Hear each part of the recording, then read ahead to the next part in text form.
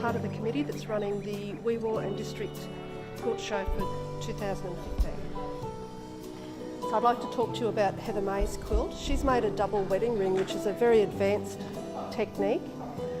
She's had to individually cut each of these small squares to a particular size and angle so that they fit together perfectly around the circle, and then each one section is set in against the white fabric.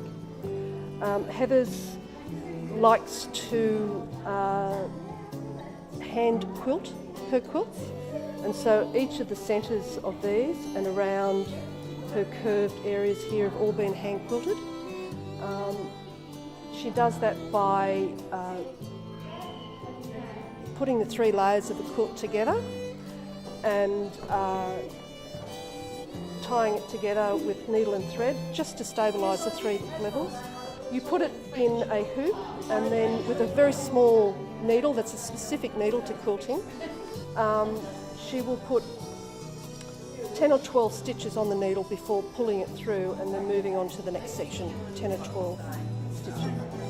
So it's a very advanced technique, and Heather's a lovely quilter. My name is Wendy Revel. I made this quilt for a nephew's 21st birthday. I wanted to make a quilt that represented his 2 main interests, which is sport and music. I saw a quilt here made by Sue Toop at the last quilt show that used these blocks, but Sue made each block and then constructed them randomly. I just put mine in more of a controlled pattern. And the lady who quilted it for me in Narrabri used the music notation in the quilting to carry it through. This is the latest quilt that I've just completed for a niece in Melbourne for her 21st birthday. She came into our family 7 years ago, and only a short time earlier her youngest brother died from leukemia. I wanted to make a quilt that was inspirational to her. Her mother loves butterflies. I saw these fabrics in a kit down in Tamworth, and another member has made a beautiful quilt following the kit, but I wanted to make up my own design. So I made the stained glass church windows on the side and then wanted this as a feature, the Tree of Life. So she hasn't seen this one yet, I've only just completed it. Hi, I'm Diane Hannaford, and this is a quilt I have just completed. It was made for my husband to bring back some memories for him, because we've done 2 extensive trips of the United States, one from south to north and the other one from east to west.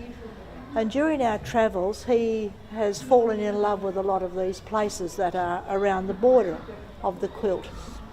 To start with, the monogramming was done by a lady in Narrabri, Barbara Murphy.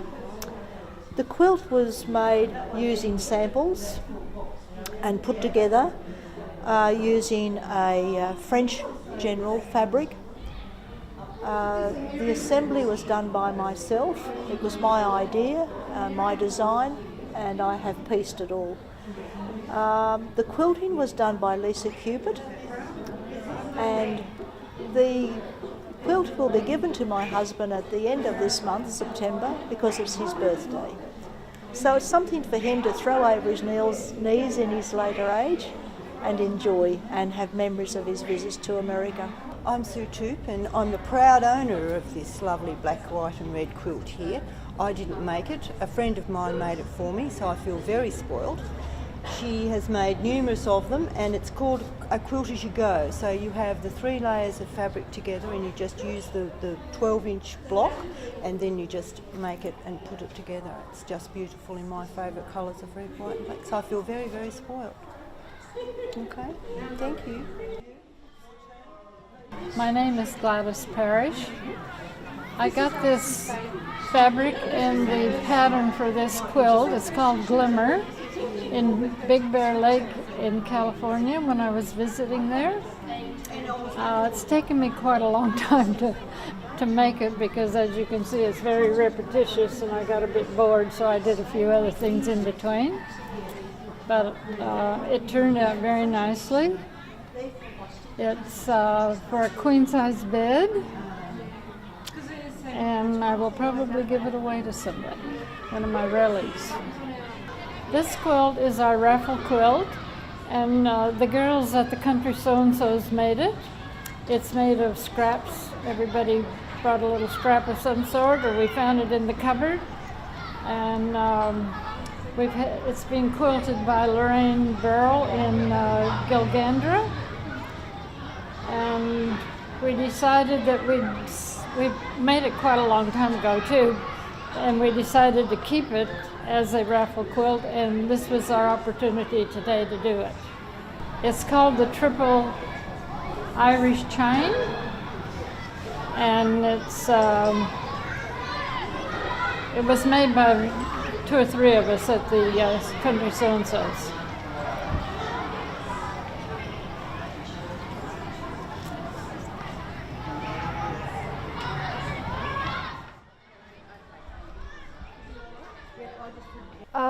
This is a section that we've put together for patchwork that's been done many, many years ago. Just this little corner through here. We have quilts that have been used for boarding school, those types of things, quilts that have been made by people who have passed away. And this one particularly has quite a nice history. A friend of mine allowed us to show this today. She purchased this quilt in India and was very interested when she was walking through village squares and seeing groups of women sitting around a large piece of fabric and doing work. This particular one's called the Tree of Life, which is that section there. And it's quite an intricate pattern. It's been what we refer to as needle turn applique, where each piece of fabric has had the tiniest of edge turned under and it's been sewn down. And it's very, as you can see, it's very intricate. Just to have cut that out, let alone to have sewn it on, is quite a task.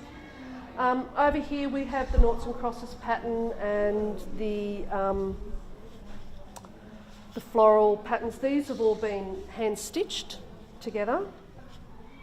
And if you just look over the back there, there's the Dresden plate, which is an antique quilt that Gladys acquired while she was in America. The great thing about quilting is that while it can look very effective in a quilt, the techniques that are used can be really simple.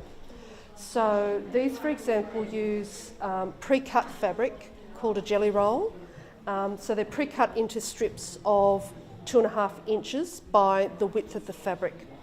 And just by sewing them end to end and then sewing them along the length of the fabric, you create this pattern when put together. It just makes a really simple quilt that the colours make it very, very effective.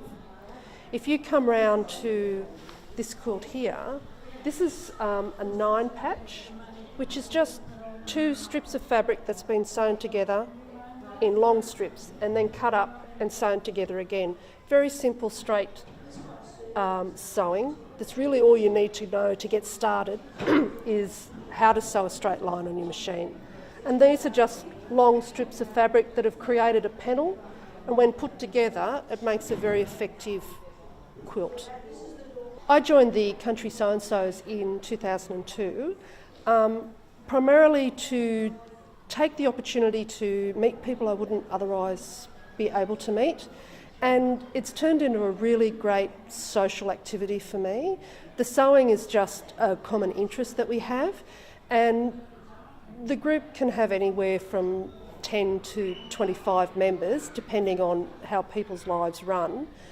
But while you wouldn't necessarily have a reason to socialise with those people, the fact that you patchwork brings you together, and it's just great fun. It's really great fun. Nowhere, although there is a gate in the fence at the back. So we're just talking about flabbergasted. Look.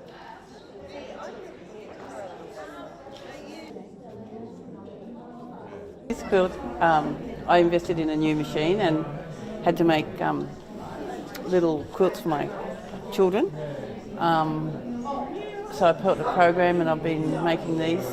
It's all done in a hoop, and then I've just stitched it together and changed a couple little things, but this is my new investment, doing embroidery as well as patchworking. How's that? This one is still doing the embroidery, but also incorporating a bit of applique with it as well. So it's still done on the embroidery machine with the hoop and everything, and then just stitched together. So different quilts look different when you change the colours.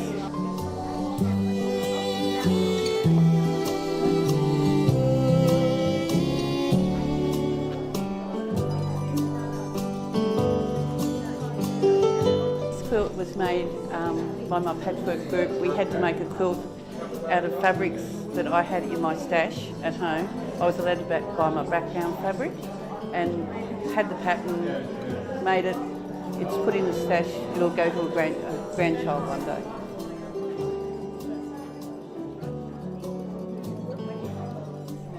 Three puckers. I love this fabric.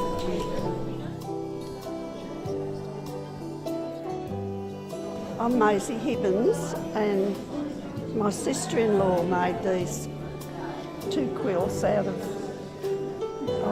not scraps, but pieces of material, and long before the so-and-so started in Weewar. So it's, I think they're very nice, and I think they might all be done by hand, pieces. We used to put it on cut out cardboard and tack it on to get the shape.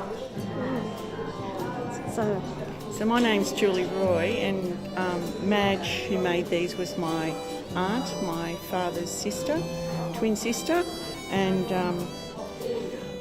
it's actually quite surprising to see them because I didn't know they were still around, which is really rather nice to think that they're still in good condition. And yeah, I can remember her making them. I would have been quite young at the time, so just a bit of a blast from the past, really.